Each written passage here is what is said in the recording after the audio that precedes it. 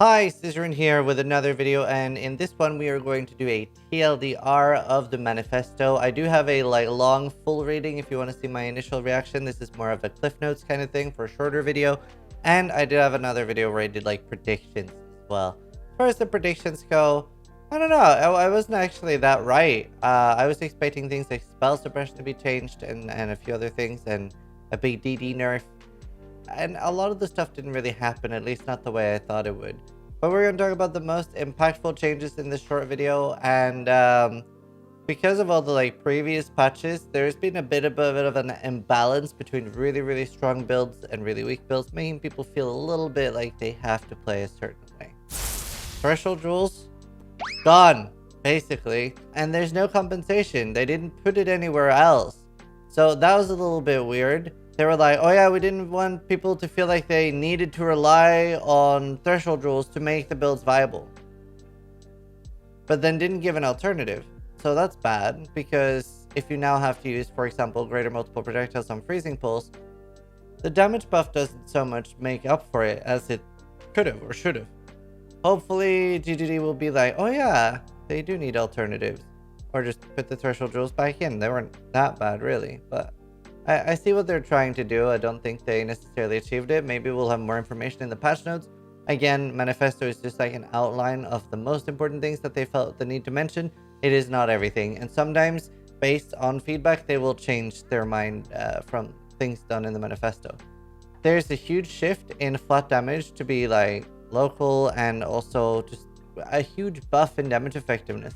Fireball, I mean, we can pop up the numbers behind me. Look at the fireball changes. That's insane. And if you don't know what damage effectiveness is, let's say that, and just to make it even simpler, instead of it being 1 to 100, let's say you're just getting 100 fire damage added to a spell, right? If that spell has 100% damage effectiveness, you're getting 100. If it has 50% damage effectiveness, you would be getting half. If it has 200% damage effectiveness, then you will get 200 flat fire from 100 fire damage to spells. So fireball now was it 360 or 380? It was a very large amount. It's a crazy high amount now, and just very high numbers in general. So it's a fireball should be pretty exciting, and a lot of spells saw this change. A lot of spells have this new shift where they're nerfing things like trap support, totem support. I do think totems are still going to be viable. Traps probably got hit a little bit harder, at least the ones that aren't their own traps. So making fireball or arc into a trap, that got hit fairly hard. Got a big nerf. But they really want to go hard on self-casting, which I thought meant Unleash was going to get giga buffed, because Unleash is the pinnacle endgame of self-casting. But Unleash actually got nerfed. They really want to go for single casts. But there's also been a big increase in weapons. We're going to see a huge cast speed increase, and same with flat damage to spells increase on weapons. So it does look like a pretty interesting self-casting league, I think. Hydrosphere has been deleted. Hydrosphere was before used to let a lot of things, like for example Eye of Winter, get a big buff. In Eye of Winter wasn't really usable without Hydrosphere and its interaction, but it now has a longer cooldown. Tornado might be able to replace some of these. Obviously it wasn't used that much because Hydrosphere was just better, but now the Hydrosphere got dumpstered. Tornado might be the go-to there. Not every skill can use Tornado. Explosive Arrow used Hydrosphere and was actually pretty good with that. It cannot use Tornado in the same way because the charges don't stick on the Tornado, whereas they did on the Hydrosphere. Yeah, I don't know. I don't know if the Hydrosphere thing was necessarily a good change, because I thought that was a pretty cool interaction. And it really rewarded using multiple abilities, which I thought was where Path of Exile was headed. More and more interactions like this, where, you would eventually get punished for a skill that is just right-clicking and really OP, and more encouraged for things like Blade Fall, Blade Blast, Desecrate, Detonate, Dead. And I always thought the more things you use, the stronger it will be to encourage a more active playstyle, and that you can still do one button builds, but that they would be weaker. And I thought that was pretty okay.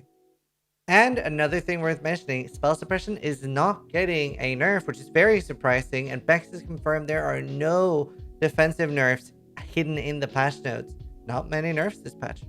Marks are now permanent. There have been some big changes here. They have removed mark on hit rings. So Assassin's Mark ring is gone.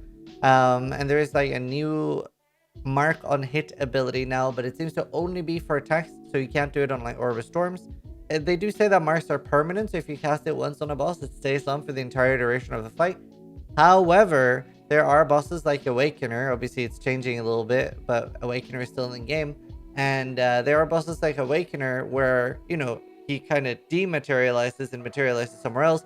I would be pretty surprised if he retains his mark, which makes this a massive pain in the ass for a lot of builds, because you're still going to have to like remark him all the time.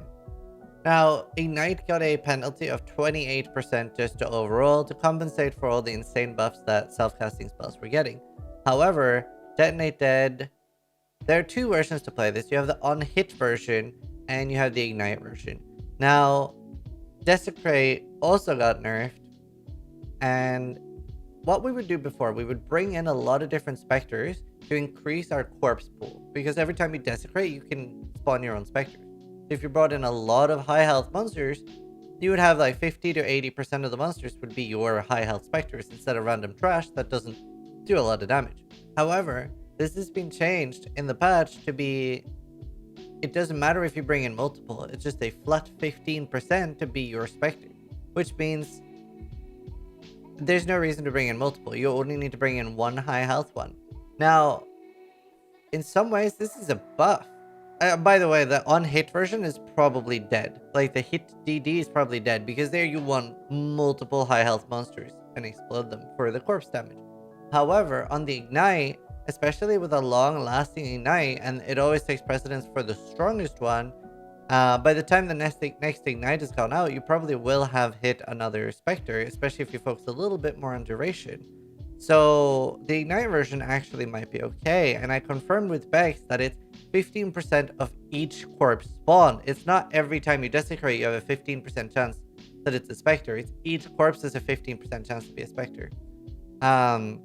Which is a very, very big difference. It means the Val DD should hopefully most of the time hit a Spectre as well. So I think the Ignite version is actually fine. Just a little bit frustrating, because I personally prefer a big meta shakeup. I like a large amount of nerfs and a large amount of buffs. So the things that were the strongest the last day get nerfed, and then things that were weak get buffed. So we have like new and exciting things to play with each league. Whereas this is going to mean that a lot of people will be playing Detonate Dead, especially for the new boss race. There's obviously going to be a new boss. This is a huge expansion, and they haven't showed us anything about it except probably seeing the boss in the video. But, you know, we're expecting a boss race they always do that for these big expansions. Now, going back to hit-based spells, there were a lot of changes to Orb of Storms. It's sort of like slower by default now, but that actually ends up being a good thing for us because it's still going to be faster. We have had a large amount of cast speed increases, as well as the fact that it's slower, it's getting a damage increase to compensate. However, it still triggers every time we cast a lightning spell inside it. So this is a very, very big buff for single target. And it no longer needs to chain like off our character. So it should be just really, really good. I'm honestly thinking about doing Spark, Orb of Storms. Valspark was obviously in my most recent video about my favorite builds of all time. Valspark was one of those. So I think that could be a very, very good build.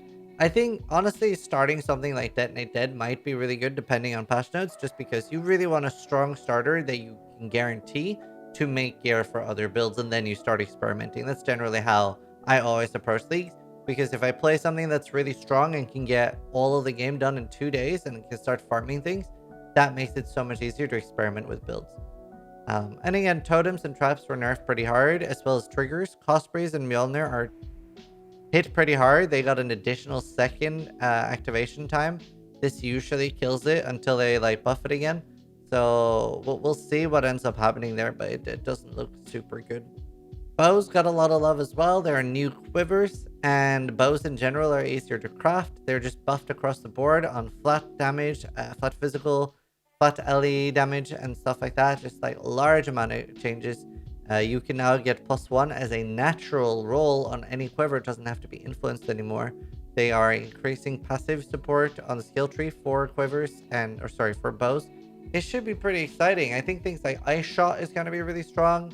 Actual poison bow builds, so like using fizz damage and then poisoning, should be really strong.